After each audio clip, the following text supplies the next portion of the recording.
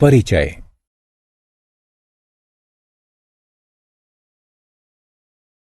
Hello माँ, मैं वादे के अनुसार आई हूँ। चलो मूवी देखने चलते हैं। विदुषी, तुम्हें आधे घंटे इंतजार करना होगा। मुझे इस चित्र को पूरा कर लेने दो। ठीक है माँ, मैं इंतजार कर सकती हूँ। माँ, मुझे बताओ कि आप इतनी बड़ी इमारतें और इनके अंदरूनी हिस्सों के चित्र कैसे बना लेती हैं? इन उपकरणों की सहायता से विदुषी। माँ, ये ठीक वैसे ही हैं जिनका उपयोग मैं ज्यामिति की कक्षा में करती हूँ। अब तुम समझी कि गणित वास्तुकला के लिए कितनी महत्वपूर्ण है। हाँ माँ, मैं समझ गई। इस पाठ के अंत में आप प्रायोगिक ज्यामिति के बारे में जानेंगे। उद्देश्य। इस पाठ के अंत में आप निम्न करने में सक्षम हो जाएंगे। एक वृत्त खींचना, एक रेखाखंड की रचना करना, एक रेखा पर लंब खींचना, एक रेखाखंड का लंब समद्विभाजक खींचना, एक कोण का समद्विभाजक खींचना, कोणों की रचना करना, वृत्त की रचना करना। एक वृत्त 2 आयामी आकृति होती है। प्रत्येक वृत्त का एक केंद्र होता है। एक वृत्त की परिधि और केंद्र के बीच की दूरी त्रिज्या कहलाती है। एक वृत्त के केंद्र से होकर जाने वाला रेखाखंड, जिसके दोनों सिरे वृत्त की परिधि को छूते हैं, वृत्त का व्यास कहलाता है। एक वृत्त का व्यास उसकी त्रिज्या से दुगना होता है। एक प्रकार यानी कंपास की सहायता से हम एक वृत्त खींचते हैं। प्रकार 2 भुजाओं वाला एक उपकरण है, जिसमें एक भुजा स्थिर होती है, जबकि दूसरी भुजा पेंसिल के साथ स्वतंत्रतापूर्वक घूमती है। आइए हम प्रकार का उपयोग एक वृत्त, 2 प्रतिच्छेदी वृत्त तथा 3 संकेंद्री वृत्त खींचने के लिए करें। एक वृत्त। आइए हम 3 सेंटीमीटर की त्रिज्या वाला एक वृत्त खींचते हैं। चरण 1। प्रकार को रूलर यानी फुट्टे पर रखिए तथा 3 सेंटीमीटर की माप तक फैलाइए। चरण 2। प्रकार के नुकीले सिरे की सहायता से वृत्त का केंद्र बिंदु बनाइए। चरण 3। वृत्त के केंद्र पर प्रकार के एक सिरे को स्थिर रखते हुए पेंसिल वाली भुजा को चारों ओर घुमाइए। देखिए, वृत्त बन गया है। वृत्त की परिसीमा यानी परिधि पर स्थित सभी बिंदु वृत्त के केंद्र से समान दूरी पर होते हैं। 2 प्रतिच्छेदी वृत्त। प्रतिच्छेदी वृत्त समान त्रिज्या वाले भी हो सकते हैं और नहीं भी। चलिए प्रतिच्छेदी वृत्त खींचते हैं। चरण 1। 4 सेंटीमीटर की त्रिज्या वाला एक वृत्त खींचिए। चरण 2। 5 सेंटीमीटर की त्रिज्या वाला एक वृत्त इस तरह खींचिए कि ये पहले वृत्त से होकर गुजरे। अब हमारे पास 2 प्रतिच्छेदी वृत्त हैं। 3 संकेंद्री वृत्त। संकेंद्री वृत्त वे वृत्त होते हैं जिनके केंद्र बिंदु समान होते हैं, किंतु त्रिज्याएं भिन्न होती हैं। आइए अब हम 2, 3 और 4 त्रिज्याओं वाले 3 संकेंद्री वृत्त खींचते हैं। चरण 1। सबसे पहले केंद्र बिंदु अंकित कीजिए तथा 1-2 सेंटीमीटर की त्रिज्या वाला एक वृत्त खींचिए। चरण 2। उसी केंद्र बिंदु से 3 सेंटीमीटर की एक भिन्न त्रिज्या वाला एक अन्य वृत्त खींचिए। चरण 3। पुनः उसी केंद्र बिंदु से 4 सेंटीमीटर की एक भिन्न त्रिज्या वाला एक अंतिम वृत्त खींचिए। हमारे पास अब 3 संकेंद्री वृत्त हैं। रेखाखंड की रचना। 2 अंत बिंदुओं वाला एक रेखाखंड एक रेखा का मापने योग्य हिस्सा होता है। एक रेखाखंड की रचना करने के लिए हम एक रूलर और एक प्रकार का उपयोग करते हैं। आइए हम एक 5 सेंटीमीटर की लंबाई वाला एक रेखाखंड खींचते हैं। चरण 1, एक लंबी रेखा M खींचिए। चरण 2, इस पर एक बिंदु X अंकित कीजिए। चरण 3, प्रकार को एक रूलर पर रखिए तथा इसे 5 सेंटीमीटर की माप तक फैलाइए। चरण 4, प्रकार के नुकीले सिरे को बिंदु X पर रखिए। रेखा पर स्थित एक बिंदु Y पर एक निशान बनाने के लिए पेंसिल वाली दूसरी भुजा को घुमाइए। अब हमारे पास एक रेखाखंड XY है जिसकी लंबाई 5 सेंटीमीटर है। मान लीजिए कि एक 6 सेंटीमीटर लंबाई का एक रेखाखंड दिया गया है। हम उसी माप का एक दूसरा रेखाखंड ST बनाना चाहते हैं। रूलर का उपयोग किए बिना हम ये कैसे करेंगे? चरण 1, PQ को मापने के लिए प्रकार का उपयोग करें। चरण 2, एक लंबी रेखा L बनाएं। इस पर एक बिंदु S चिन्हित करें। चरण 3, प्रकार के नुकीले सिरे को बिंदु S पर रखें। रेखा पर बिंदु T चिन्हित करने के लिए पेंसिल वाली दूसरी भुजा को घुमाएं। अब हमारे पास एक रेखाखंड ST है जो कि रेखाखंड PQ की एक प्रति है। एक रेखा पर लंब की रचना। एक रेखा पर उसका लंब उसे एक समकोण पर काटता है। एक रेखा पर लंब को 2 तरीकों से खींचा जा सकता है। पहला, रेखा पर स्थित एक बिंदु से होकर और दूसरा, रेखा के बाहर स्थित एक बिंदु से होकर। आइए दोनों तरीकों से लंब की रचना करना सीखें। रेखा पर स्थित एक बिंदु से होकर लंब खींचना। चरण 1, एक लंबी रेखा M की रचना कीजिए।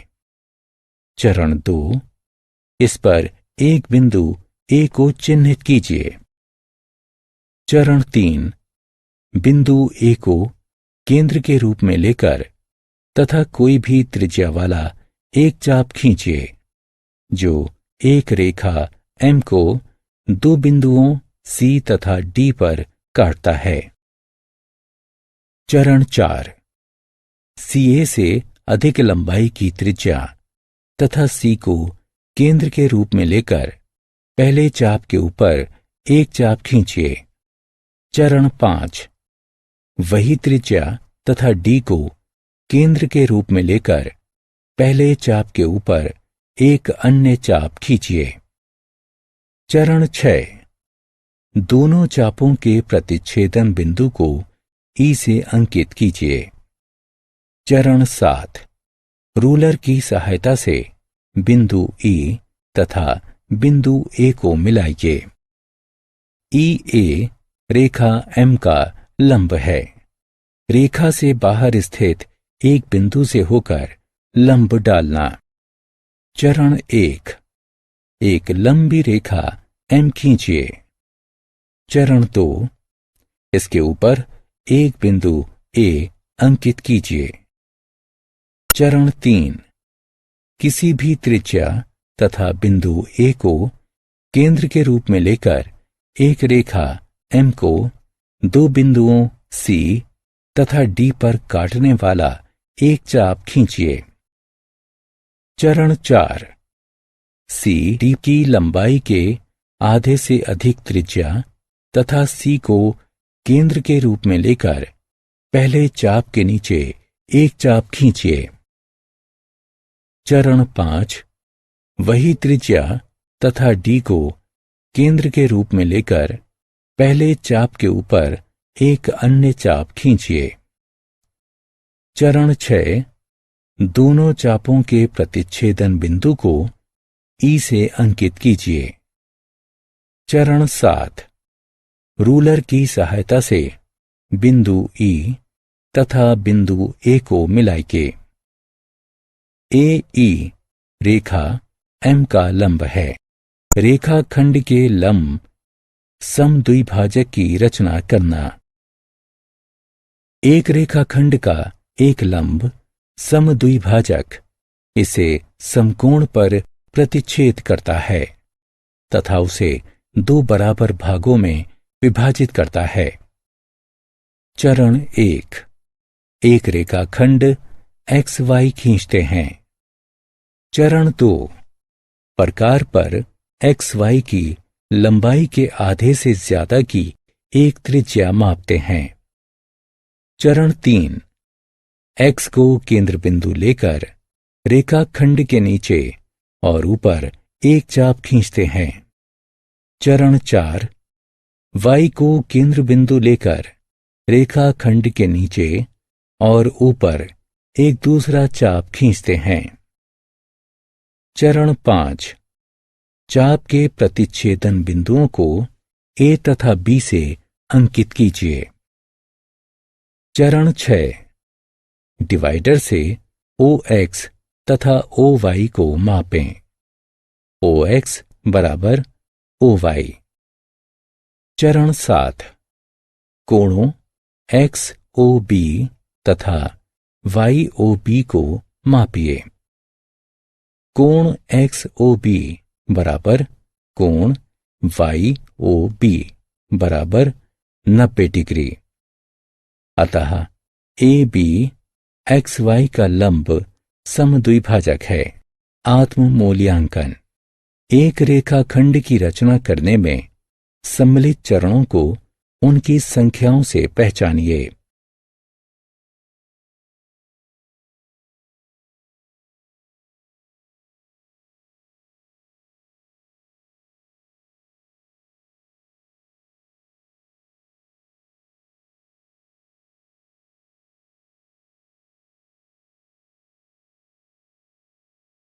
कोण के समद्विभाजक की रचना।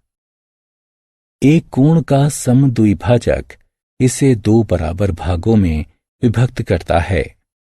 आइए हम एक कोण समद्विभाजक की रचना करना सीखते हैं। चरण 1, कोण AOB खींचिए। चरण 2, O को केंद्र बिंदु मानते हुए एक चाप खींचिए जो कोण की दो अर्ध रेखाओं OA तथा OB को क्रमशः P तथा Q पर काटता है। चरण 3, PQ की आधी लंबाई से अधिक एक त्रिज्या को मापिए। मापी गई त्रिज्या के साथ तथा P को केंद्र लेकर PQ के ऊपर एक चाप खींचिए। चरण 4, वही त्रिज्या लेकर तथा Q को केंद्र में लेकर PQ के ऊपर एक दूसरा चाप खींचिए। चरण 5, चाप के प्रतिच्छेदन बिंदु को C से अंकित कीजिए। O तथा C को मिलाइए। चरण 6, कोणों AOC तथा COB को मापिए। कोण AOC बराबर कोण COB। अतः OC कोण AOB का समद्विभाजक है। कोण की प्रति की रचना। एक कोण की प्रति की रचना कैसे की जाती है जिसकी माप हमें ज्ञात नहीं है। कोण AOB दिया गया है। चरण 1, कोई भी त्रिज्या लेकर तथा O को केंद्र मानते हुए एक चाप खींचिए जो कोण की दो अर्ध रेखाओं OA तथा OB को क्रमशः P तथा Q पर काटता हो। चरण 2, L लंबाई की एक रेखा खींचिए तथा उस पर एक बिंदु S अंकित कीजिए। चरण 3, OQ त्रिज्या तथा S को केंद्र लेकर एक चाप खींचिए जो रेखा L को T बिंदु पर काटता है। चरण 4, PQ त्रिज्या लेकर तथा T को केंद्र मानते हुए एक चाप खींचिए जो पिछले चाप को R पर काटे। चरण 5, R से S को मिलाइए। कोण RST बराबर कोण AOB कोणों की रचना करना। आइए अब एक एक करके कुछ विशेष कोणों की रचना करते हैं। 30 डिग्री के कोण की, 60 डिग्री के कोण की और 120 डिग्री के कोण की। 30 डिग्री का कोण। चरण 1, एक लंबी रेखा M खींचिए। चरण 2, इस पर एक बिंदु Q अंकित कीजिए। चरण 3, कोई भी त्रिज्या लेकर तथा Q को केंद्र मानकर एक चाप खींचिए जो रेखा M को बिंदु R पर काटती है। चरण 4, वही त्रिज्या लेकर तथा R को केंद्र मानकर एक चाप खींचिए जो रेखा M को Q पर काटता है। चरण 5, चाप के प्रतिच्छेदन बिंदु को P से अंकित कीजिए। चरण 6, P से Q को मिलाइए।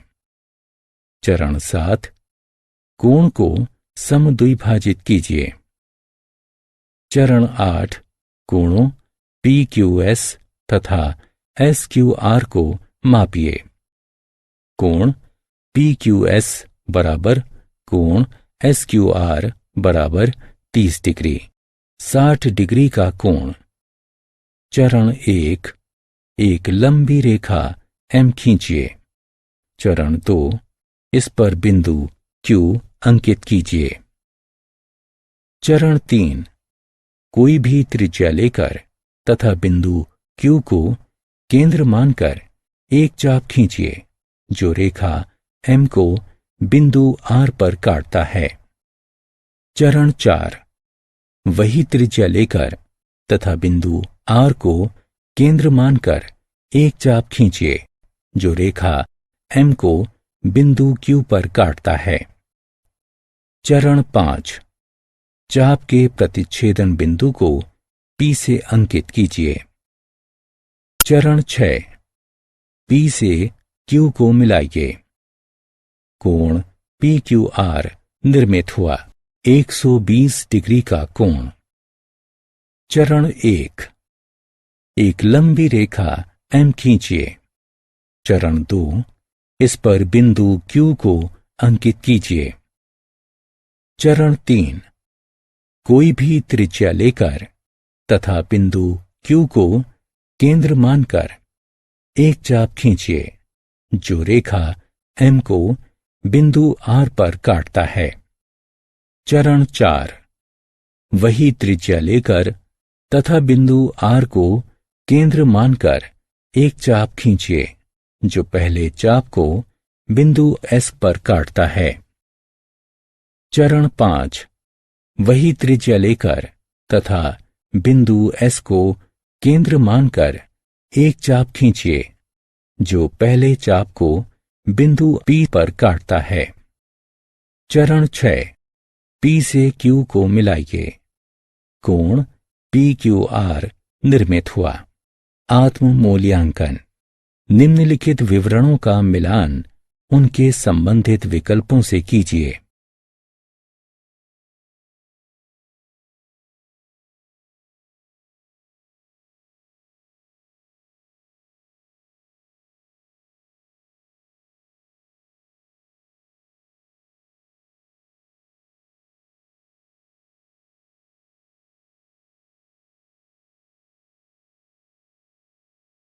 सारांश। आइए हमने जो कुछ सीखा है उसे संक्षेप में दोहराएं।